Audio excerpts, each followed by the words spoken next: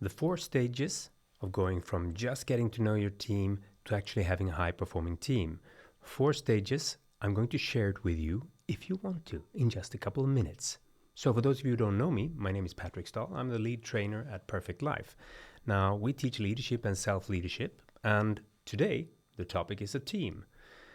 Susan Wheelan has created a model called IMGD. It stands for Integrative Model of Group Development, which nobody can remember. So just say Wheelan. And Wheelan model, it works.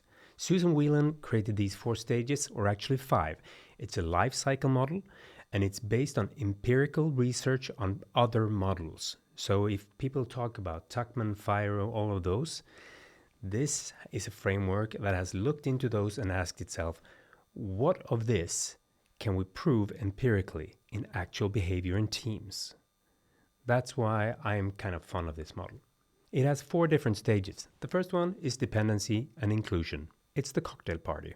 It's where people don't challenge each other. We just politely say, oh, you're into banking. Lovely, lovely, charming. The cocktail party is nice. As a leader, you have to be clear, directorial, and just say, welcome here. Please help yourself to the wine. You're all welcome and included. You create inclusion, and you're clear, you're decisive. People need you as a strong leader in the first stage. Here's the tricky part. Stage number 2, counter-dependency and fight. This is where people start to iron out the subgroups of the team. They start to figure out, okay, what's your contribution here and what's mine? What's our roles? Where does my role connect with your role? Why are you in charge of that? Why should I be in charge of that? Now, stage 2 requires something different from you as a leader. You now have to withstand challenges and reduce power. You have to build the team and start setting goals so that people can orient, stop being so damn polite, and start saying, actually, I can do that.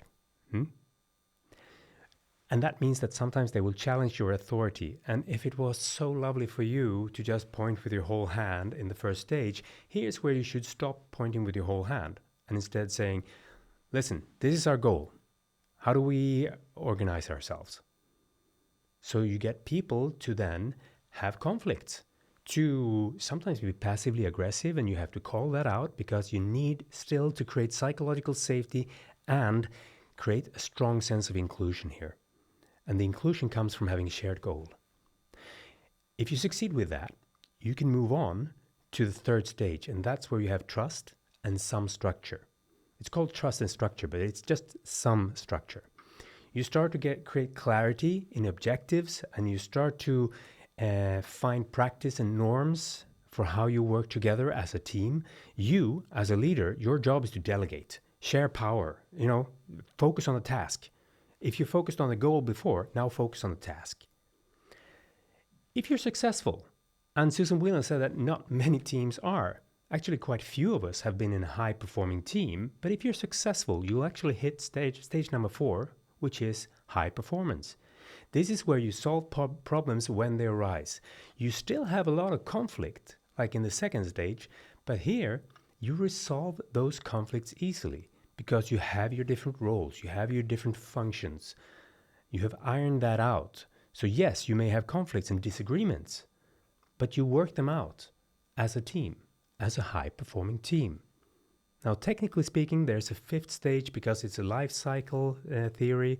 So the fifth stage is disbandment, where the team disintegrates. But some teams last forever, some teams don't.